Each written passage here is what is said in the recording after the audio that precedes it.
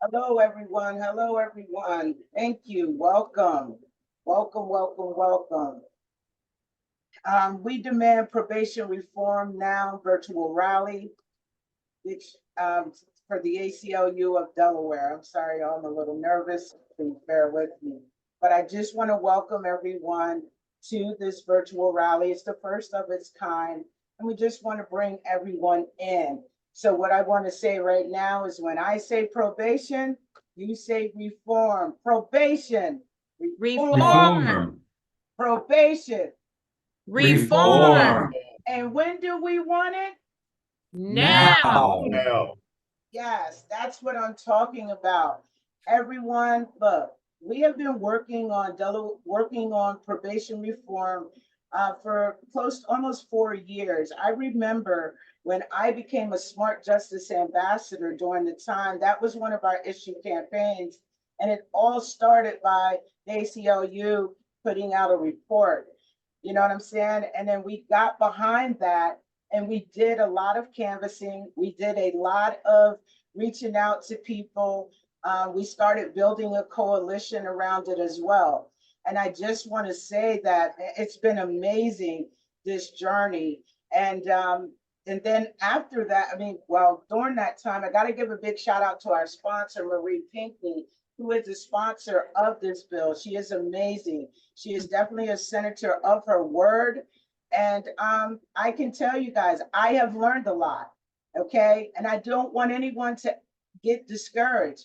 I'm happy, and we're going to continue to keep fighting. We're going to continue to keep having our voices heard. Okay. So, what I want to do right now, I want you to hear a little bit from people who are part of my organizing team, Smart Justice Ambassadors, as well as volunteers. We're going to have a word from Senator Pinckney shortly so that she can tell you the update on the bill. I'm excited. So let's get right into this video clip.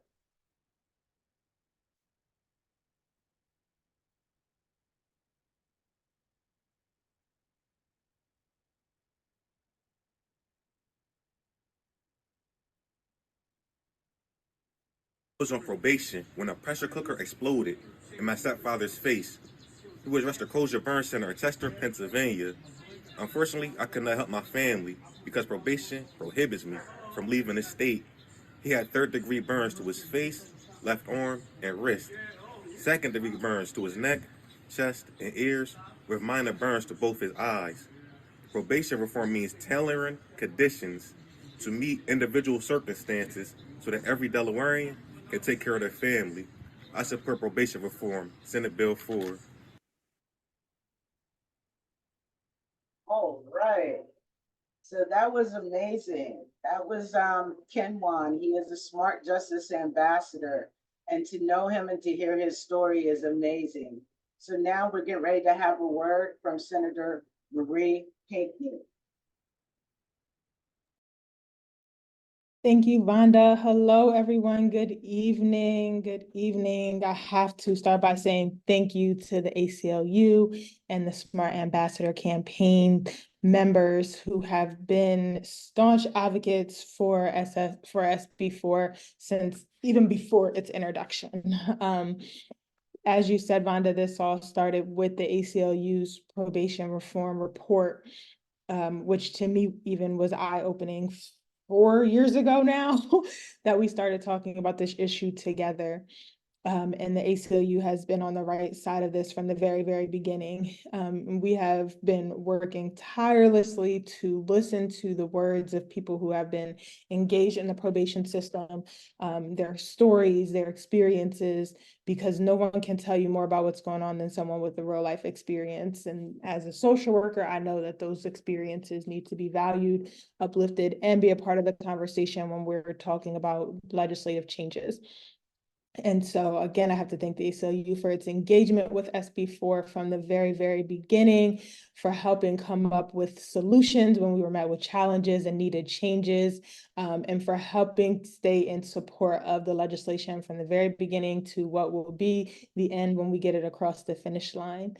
SS3 is definitely reflects a lot of compromise, a lot of conversations with all stakeholders who have come to myself and so many others with concerns and with changes that need to be made so that advocates and people on probation can still support the bill, but so can other stakeholders.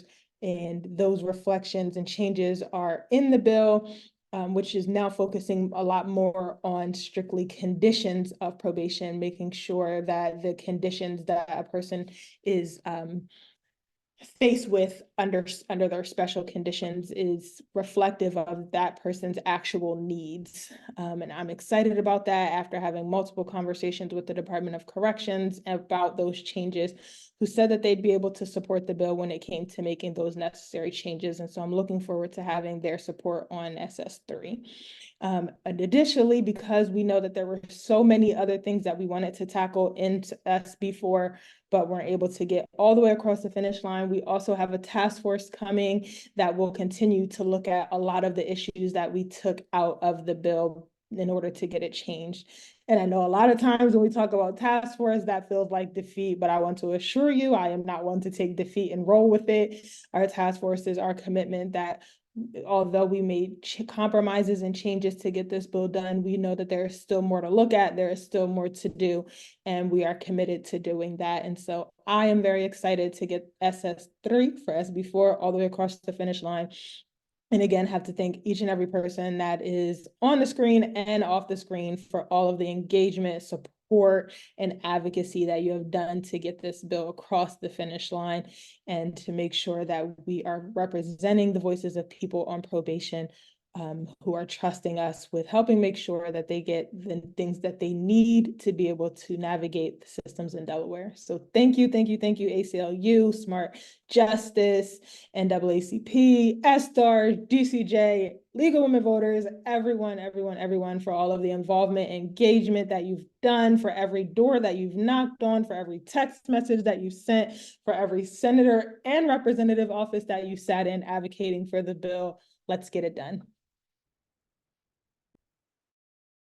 Thank you so much, Senator Marie Pinckney. We appreciate those words. I can't stop smiling. Next, we have Flor McKendall with the NAACP. Greetings, everyone. Again, my name is Flora McKendall, and I serve as the president of the Central Delaware NAACP branch, and I'm also the vice president of the State Conference of Branches for the state of Delaware. And I'm really honored to be here, be a panelist, and being able to contribute to such an important dialogue on meaningful reforms that are going to positively impact our communities throughout Delaware, particularly within the probation and parole systems. So first and foremost, I just have to point this out because it is like one of the main things that just grinds my gears when we talk about incarceration and we talk about probation and parole. And that is that in the United States, our general population makes up about 4.25% of the world's population. But in the United States, we account for approximately 20% of the world's incarceration population, which means, simply put, we only make up 1/20th of the world's population, but we account for 1/5 of the world's incarcerated population. Let that sink in for a minute and then try to make it make sense, because it doesn't, right? And so this is a glaring disparity. And I highlight it because we have significant issues within our American criminal justice system overall. And this really contributes to the overuse of incarceration, but it also underscores the urgent need for criminal justice reform, including probation and parole systems, right? And so Delaware's punitive approach to probation and reform currently, it exacerbates existing inequalities in our criminal justice system. And it obviously disproportionately impacts historically disenfranchised and marginalized communities. So we need to focus on support and rehabilitation rather than punishment. And we can address some of these disparities and promote a more just and equitable system and provide better support and reduce recidivism rates and help reintegrate folks into society successfully by focusing on support and rehabilitation versus punishment. And this will also benefit not only those directly impacted, but overall the health and safety of our communities. It's extremely important, and we can't let it become lost on us how keeping probationers under these excessive control mechanisms, how it hinders their access to essential resources, their employment, education, support services, and how these restrictive measures are creating and have systemically created barriers that prevent them from achieving stability and self-sufficiency. These mandatory check-ins, travel restrictions, curfews, movement restrictions, they conflict with their work schedules and, you know, their ability to want to engage in educational programs, to be able to be with their families. They have kids, right? And they want to be able to be with their families. There's fees and fines that often create a burden, and that reduces their impact to be able to have additional disposable income and limits them from being able to invest. And we already know that Black and brown people often are at the bottom of the earnings rank, right? And so we want to close that general wealth gap, not widen it. So yes, as the oldest, largest civil rights organization in the nation, we as the NAACP believe that it's a moral imperative to overhaul in Delaware our probation and parole systems. We have consistently highlighted, along with our community partners, the deep-seated racial and economic disparities in our system, and we recognize that they often, again, disproportionately impact people of color and low income. So as the first state, I'll close with this, we cannot continue to be comfortable dangling in the last place as it relates to these transformative and sustainable probation and parole systems. That we want it to be fair, we want it to be just, not now, right now. We need rehabilitative services rather than punitive, and our probationers need to be treated with dignity and respect. It is a moral imperative. And so I look forward to engaging with all of you and working towards these substantial changes in our probation and parole system so that Delawareans can get the services that they so desperately need and deserve. Thank you so much for your time. God bless you all. Ooh, that was so moving. Y'all feel that? Y'all feel that? Yes, I still feel it. Yes. So when I say probation, you say reform. Probation. Reform. Probation. Reform. All right, that's what I'm talking about. Thank you, everyone. Next, we have Melvin Mitchell coming up from SStarge with the word for you guys. Hello, everybody. My name is Melvin Mitchell, and I chair the Southern Delaware Alliance for Racial Justice Support Committee. The Southern Delaware Alliance for Racial Justice is a nonpartisan organization that educates, informs, and advocates for racial justice, equity, and fair opportunity. This year, SStarge established the Returning Citizens Support Committee. And what we try to do is improve access to resources essential for returning citizens to acclimate back into the community. The first piece of legislation that my committee wanted to advocate and lobby for was Senate Substitute 2 for Senate Bill 4, which seeks to reduce recidivism by creating a fair and more flexible parole and probation system in Delaware. Additionally, as an African-American male with 2 nephews serving life sentences in federal prison, I have personally seen how this financially burdensome and under-resourced criminal legal system disproportionately affects people of color, particularly those with low incomes. Pretrial releases require such requirements such as cash bail, low income, it disadvantages low income individuals and increases pressure on them to accept unfavorable plea deals. Although probation was originally intended to help people successfully transition from incarceration to the community, it has often been a burden on an already broken system and fails to serve returning citizens as it was intended to. Most people mistakenly believe that once your prison sentence is complete, that the doors open and you walk out of jail free to rejoin society. In reality, the last day of detention is often just the start of a lengthy maze full of complicated hurdles and inflexible rules that many people feel are impossible to navigate. Delaware's one-size-fits-all system is returning 1 out of 3 people on probation to incarceration. Let that sink in.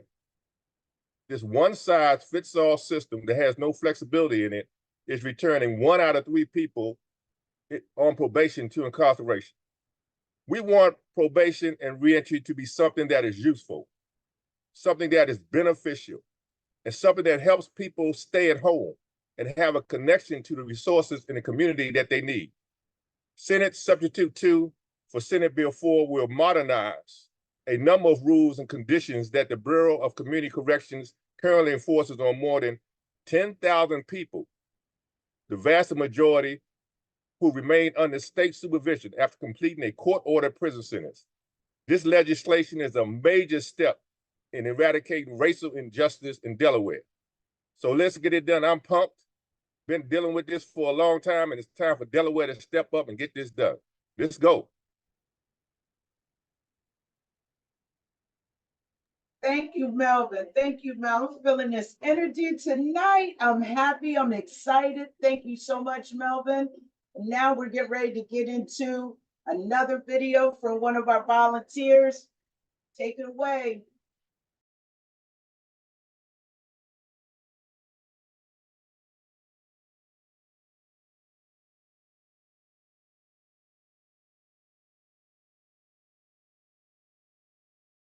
What probation reform in the state of Delaware means to me is bringing about and implementing a system that is devoid of hypocrisy, where individuals are not sabotaged by the system, but instead are able to navigate and extricate themselves from it and to thrive, where second chances are something that is attainable and there is a light at the end of the tunnel.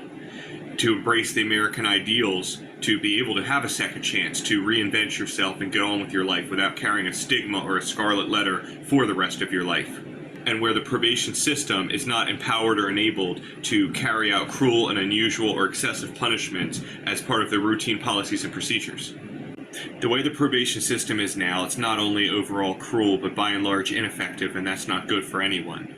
These reforms are a critical part to not just help those involved in the justice system, but the community as a whole.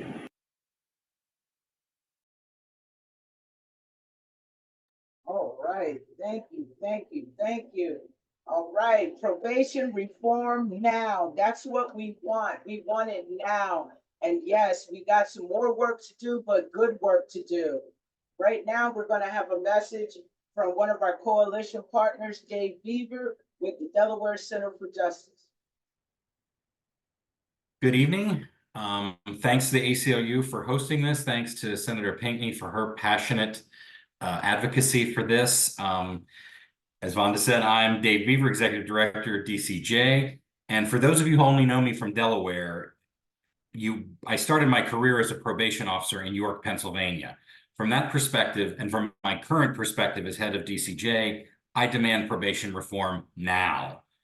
Formerly incarcerated people in the United States are 10 times more likely to be homeless than the general public, and unemployment in the adult reentry population is around 27%, nearly 5 times higher than the national rate. These factors are so pervasive, they often remain barriers to reentry decades after the fact. DCJ's reentry staff will tell you that it's hard enough to help reentering Delawareans find a job and a place to live. If they return to prison for violations unrelated to public safety, they are highly likely to lose both and highly unlikely to secure them again. When this happens, all hope for reentry success is lost to a revolving prison door. Delawareans on probation, especially Black and Brown Delawareans, already face too many barriers to success. The system we trust to reintegrate them shouldn't be another one of those barriers. DCJ stands with its partners tonight to demand probation reform now. Thank you very much. Y'all heard what he said. When do we want it? Now. Now. Right. When do we want it? Now. Probation reform now. Yes. Thank you. So right now we're getting ready to, I'm sorry, y'all, I'm real excited. You know, I'm not out on a field or any greenery or anything like that, but I'm very excited. But right now we're getting ready to bring on John Reynolds with the ACLU of Delaware. If you have any questions, feel free to put those in the into the chat and we will get those answered for you. So welcome, John. Question and answers or. Well, yeah, everyone, I just want to say too that I think actually it's the Q&A function for tonight's webinar. If you're looking to submit a question, you should see a little bubble saying Q&A. please feel free to pop it in there. And at the end of the program, we will definitely have time. If there's moments during the program, I'll do my best to type responses to your questions. So as Vonda said, we're really, really excited and grateful for all the support that we received from not only the people on this call, but from people across Delaware.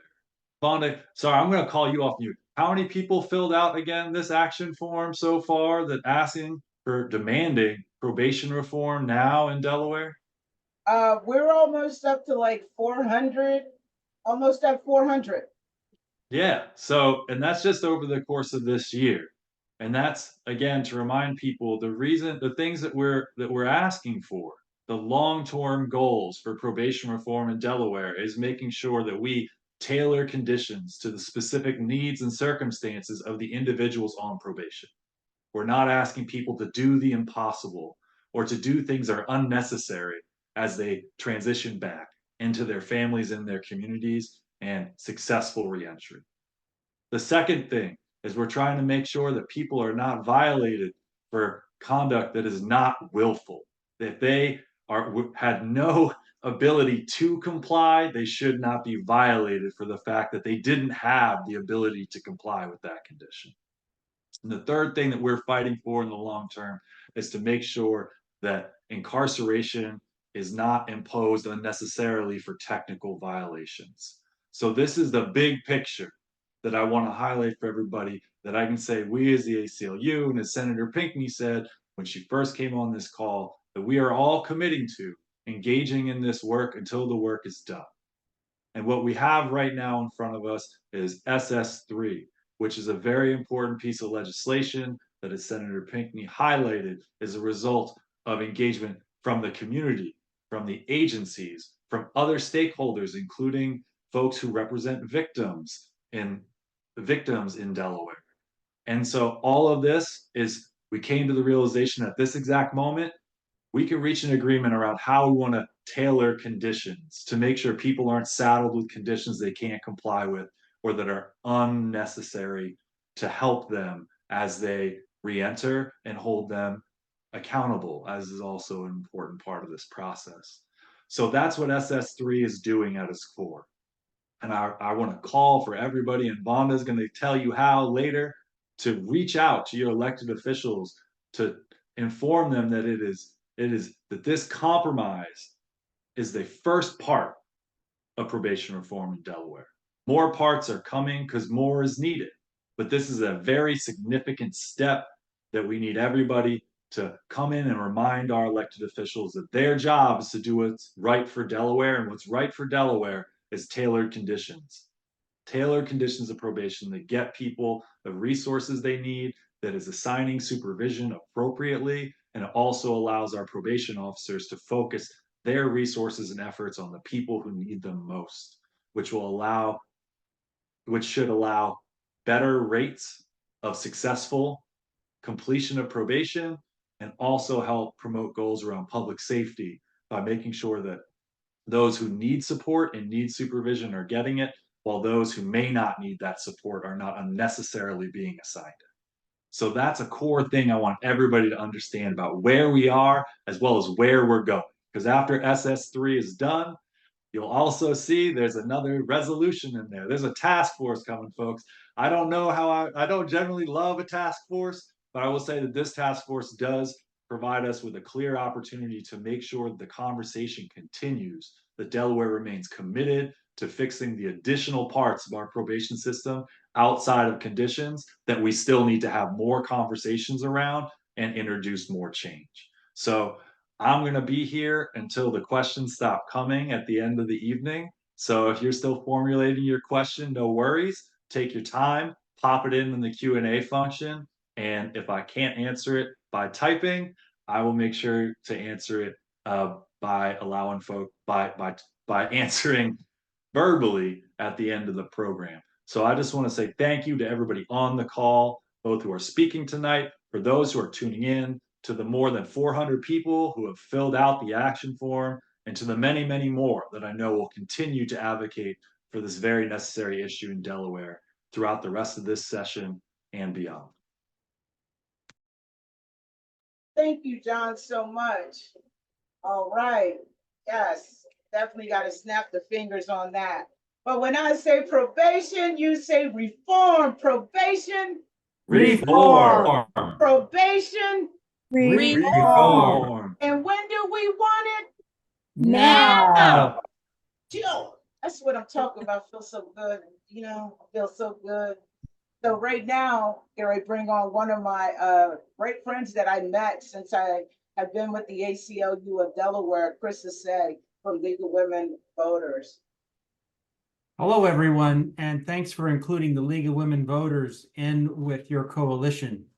The League of Women Voters stands strongly for criminal justice reform in general and for probation reform in particular.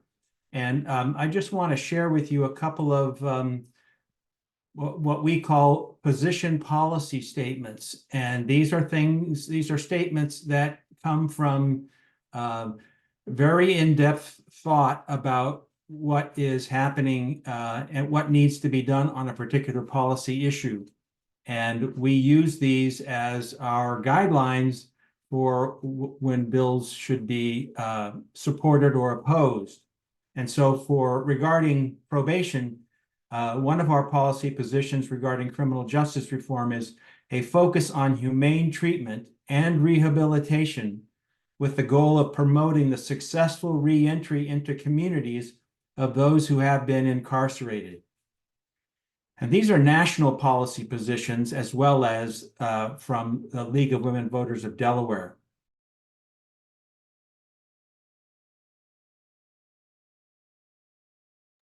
Chris, you went mute. Thank you.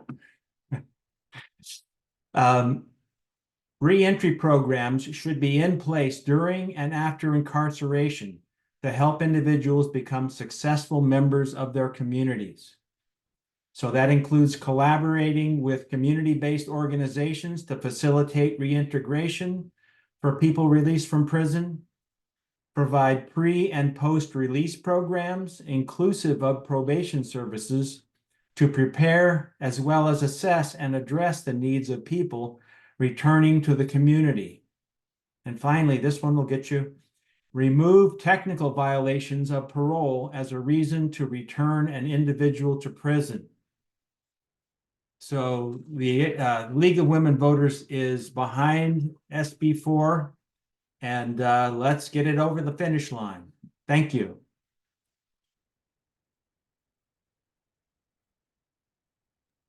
Thank you, Chris. I really appreciate that. I really appreciate your words, and it's been great learning from you as well, from your organization and the way that you guys do things. So I really appreciate that. Before we get into our next person, do we have any questions or anything from anyone who is viewing us? None yet, but again, folks, if you're still thinking, I'm here and I'll stay here until the last question's answered. That's right. We definitely will. That is something John is very big on. I do appreciate that. I am excited. A lot of people who've been out with me in the field know that I'm very passionate. The stories that I hear really touch me. Listening to people's lived experiences and what they're having to go through.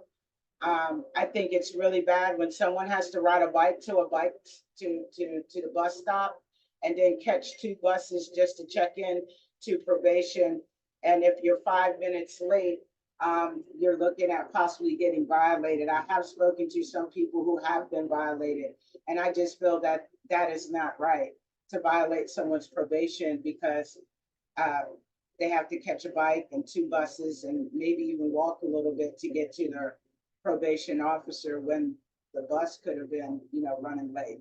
So I hear a lot of stories up and down the whole state of Delaware, and that's where my passion comes from, to continue to organize and to continue to educate and continue to get meaningful, legislation passed so that people can have a second chance at life. Okay. So what we're going to do right now is my next speaker is Jasmine Dixon, and she is a Sussex County organizer. Thank you. So I demand probation reform now because time is really precious and people get out of prison, jail every day, and people give up every day. People make choices every single day. And I feel like coming from the place that I come from, where my brother was murdered when I was 11 and he was barely 19 years old by a peer of his. My family and I have often talked about how angry we were at the person in the beginning, how we wanted this person to stay in jail after he had been sentenced. We knew he would be eligible for parole after 25 years. And my parents would discuss, we hope he doesn't get it, da da da da. But those conversations have slowly shifted because our hearts have healed. We know that he has spent a lot of time dwelling on what it was that he did. There hopefully has been some rehabilitation going on within the prison since he's been there, but we've often now talked about how it's been decades. And when he applies for parole, if he gets parole, because, he has changed the type of person that he was, considering he was a kid himself when he committed the crime, we think about what will he be met with when he comes into the community. So much has changed. We don't know if they trained him in some of the things that I grew up with that he may or may not have had access to. Or will he have the same opportunities because this particular person happens to be disabled? So when I started doing organizing, I didn't realize that there was this issue between when people get out of jail, there's a high recidivism rate in Delaware for particularly people of color, because programs are not connected with the probation officers, connected with the community members, connected with the people. There's not a support system. And for me, that's worrisome because where's the incentive for the person once they get out to not feel like the world doesn't care about me? So if I'm going to go back to jail, what do I do now? So we hope that he'll be met with better programs. And I'm for things like bills like this that are trying to tailor things specifically for people. So thank you. Thank you so much, Jasmine. That's a really great story. I know hearing that story really, we get to see it from a different side. And I really appreciate that. And I appreciate you being transparent and sharing that with us. So keep up doing the great work you're doing in Sussex County as well. We appreciate you. So we can ready to go back to it. Y'all ready? Mike's on. Mike's on. Y'all ready? When I say probation, you say reform. Probation. Reform. Probation. Reform. And when do we want it? Now. Yes, chill. Right now. Right now. And hey, right to the next person, Bishop Carol Bogarty. How are you doing? Thank you evening for being able to come in your busy schedule. The floor is now yours, Bishop. Good evening, everybody. It's such an honor and a privilege.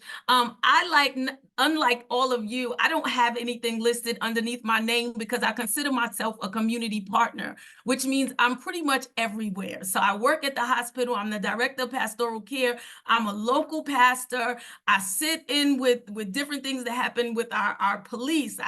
I work with Vonda. I don't know where I'm not. Some days I don't even know where I am. But I will tell you, I am always with probation and prison reform. I'm with it, and I think we need it now because I am a community partner. I am with our community in so many different spaces and places. I see them at different stages of their lives, and I can tell you that those that are a part of our reentry population and they are in the probation system, they really do not come out with hope. They are happy to be free. They are happy to come home, but most of them do not have hope. And hope is something that keeps us alive. I can tell you inside of the healthcare system, I have seen people on probation leave and discharge themselves so that they can make their probation, their meeting with their probation officer so that they don't get violated. I've seen people come in for care and they don't stay for care because care is taking too long and they have to make curfew. I've seen things like, I wrote myself down some things. I've seen people, they're so conflicted with their life and even being at home. Do you realize there's some people that are on probation? They don't even like to stay home with their young children because they don't know when the probation officer is coming. And they don't even want that to be presented to their children. There's so many things that they face that just does not make life worth living. I sit as a pastor, I sit and I hear people's stories about how they want to kill themselves. I heard a young man recently tell me they should have left me incarcerated because I'm only incarcerated now in a different environment. I'm still incarcerated, Reverend. That's the stories that we hear all the time when we're out in the community and we're trying to work probation and we're trying to help our citizens. I have this thing, and this is the last of what I'm saying. It's called EPIC. I want to see epic changes happen in the probation system. I want to see people educated about what this system currently looks like and the need for change and where we need change. I want to see prevention happen. I want to prevent those that have come through, they've served their time, they've re-entered the community. I want to see them re-enter and be successful. I want to prevent recidivism. I want to make sure that they don't return to the system. I want it for every single individual and their families. I want families to know that once their individual is home, they are surrounded by a system of support and laws that will support them to come back in and have a quality life. And finally, it's for our communities. We need a workforce. We need people out here working, and wherever they are working in our communities, our children need to see their mothers and fathers that are coming out of prison, re-entering into society. They want that. We want to see good, strong families. Families build our communities. We want to see epic changes in prison and probation reform, and I'm with all of you. I want to see it right now. Woo, I tell you, I don't know about y'all looking, but I feel good. Thank you, Bishop Bogarty, so much. That's what I'm talking about, that excitement. She's basically has told you what she sees out here in the communities, and it is true, And so, look, guys, right now, we're getting ready to drop a link into your chat for everyone. If you haven't done so, I need you to complete that action form. When I first started this action form, I had a goal. We definitely surpassed it. And we're going to keep surpassing it until we get the reform that we want. When do we want it? Now. Yeah. Yes. So we're going to keep going. We also have our question and Q&A open right now. If anyone has any questions, I have John here ready to answer the questions. Myself, we're here. If anyone has any questions about the SS3 for SB4, now is the time. It will be hitting the Senate floor soon to be voted on. Yeah, and again, just want to reiterate, in the chat right now, there's a link for that action form. If you haven't filled it out, please fill it out. Please join the over 400 people who are demanding probation reform now in Delaware. And again, SS3 for SB4 is the most recent version of this bill. The more letters and numbers that come before the bill, that tells you how many conversations have been had, how many different voices have contributed to that bill, the level of compromise that has gone into it to reach a solution that's not just what one person wants, but what collectively the community in that moment needs. And SS3 for SB4 right now is a really, really important part of addressing the challenges around our probation system. And again, in case anybody joined late, SS3 is specifically focusing on conditions and tailoring the special conditions that are assigned to people in the probation process. Make sure that those conditions are actually related to the circumstances and needs of that individual's life. Make sure that they have the ability to comply with those conditions before they're imposed. It makes no sense to ask the impossible. As Bishop Bogarty was just saying, asking people to do things that they do not have the resources and ability to do only results in people becoming disheartened, disconnected, depressed, and oftentimes reincarcerated. Because what are we, if we ask them to do the impossible and they fail to do it, that can result in them being violated and re-entering our prison system. There is almost nothing more expensive or harsh that we can do than punish people with reincarceration. Incarceration is expensive, and it's in more ways than one. It's expensive to our state and the money we pay. It's expensive to that individual because, as Dave said earlier, any progress that they have made while on probation is almost completely erased when they're reincarcerated. The housing that they obtained, the jobs that they gained access to, the educational opportunities they started to access, the different programs that they were participating in their community. When we make conditions impossible to comply with and then reincarcerate people for failing to comply with those conditions, we are erasing that progress. Sorry, guys, I got stuck on number 2, ability to comply. The third thing that is really important about SS3, but I feel like it's so common sense, it's easy to get to talk about. It's making sure that we allow our probation officers to use virtual or other forms of reporting requirements for their meetings and not require people to basically give them the one tool of requiring people to report in person, even maybe if it's not necessary.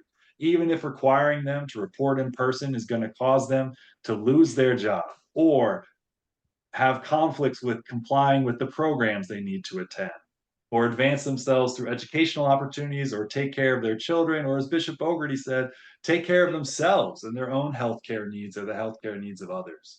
So that ability, that flexibility to use additional and alternative reporting requirements is a really important and common sense change that's in SS3 as well, and is something that Delaware's already demonstrated can work during the COVID pandemic, which, I mean, I guess we're still in it, but at the start of it, as they had to find ways to still have people connect with their probation officers, they demonstrated that it can work.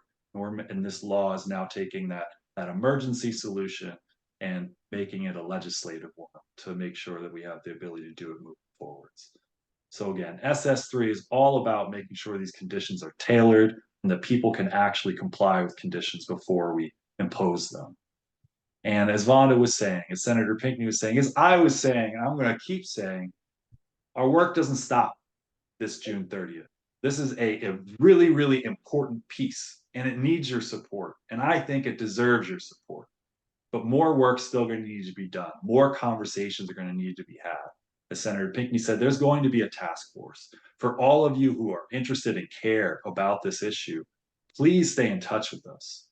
Complete that action form so we can follow back up with you as we continue to engage around this task force to make sure all community voices are heard, that the issues and solutions that you support are clearly presented to this task force as it makes decisions about what to suggest for Delaware's next steps in dealing with the additional pieces of our system related to sanctions and when incarceration can be used, as well as the way we collect data and all of those other pieces that started in our project in this bill that are not currently in it, but are not lost forever.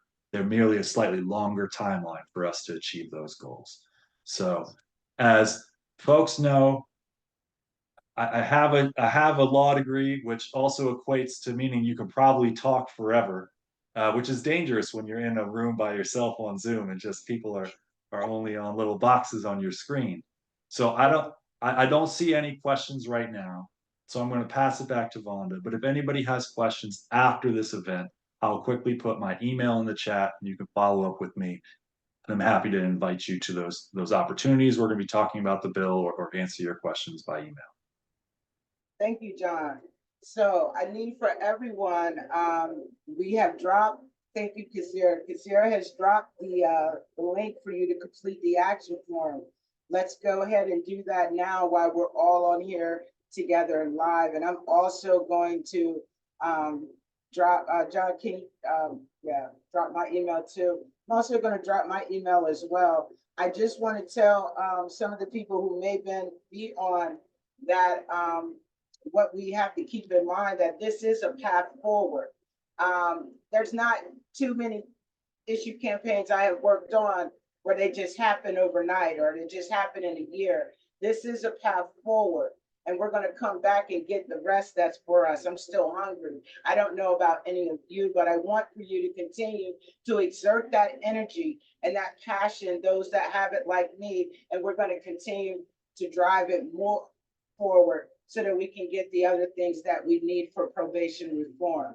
And I just want to say this is a part one of multiple parts. And like John said, we do have that task force that Senator Pinckney has said. I know a lot of people, you know, and I don't want to sound like a broken record. A lot of people don't like task force, but I believe task force work in the ways that they should, and it depends on the leadership that's in front of it so that it can be productive.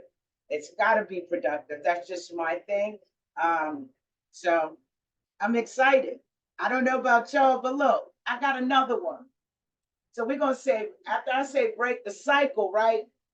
You're going to say reform the system. You see the shirt. I know y'all, I know this is anybody who has this shirt, you know that it's a conversation piece. So we're going to get right into it. And if you do not have one, let me know and I'm going to get you one. All right. So break the cycle. Form the system. All right, it's break the cycle. I'm gonna say that, and then it's reform the system. All right, we're gonna try it one more time. Everybody, mic's on. All right, mic's Break on. the cycle. Reform the system.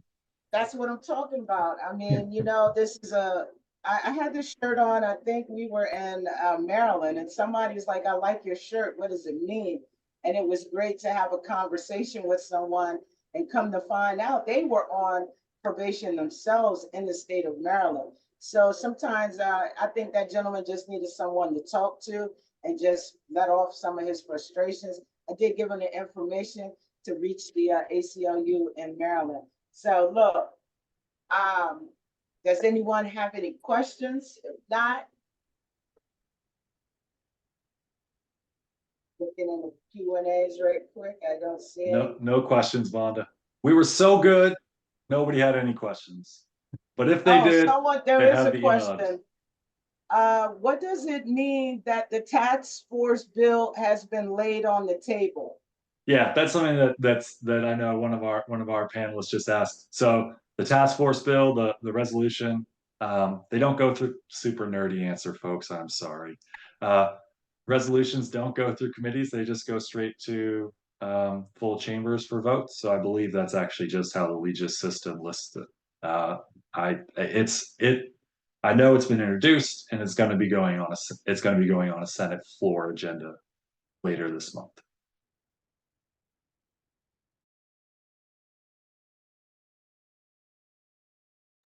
I think that's all, folks. Thank you all, and I hope everybody has a good night. Vonda, you want to close us out? Yeah, I'm going to close this out. I want to thank everyone. This is the first ever virtual rally. You know, stay tuned. You never know what my mind will be thinking, you know, but I want to thank everyone. Thank you to all the panelists who got on and expressed what probation reform means to you. I really appreciate that. I want to thank ACLU of Delaware, my team and my colleagues. Y'all, I appreciate y'all. This is a first for me, as everyone should know. But I just want to leave y'all with this, and I need everybody, including everyone that's watching. We're going to turn your mics on, and we're going to say this one more time, okay? All right. What do we, oh, I'm sorry.